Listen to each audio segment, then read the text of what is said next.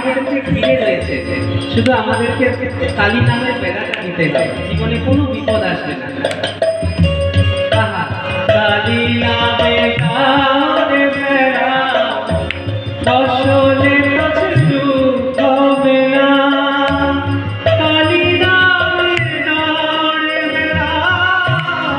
ফসলে হবে না, সেটি মুক্ত বেশি শত বেড়া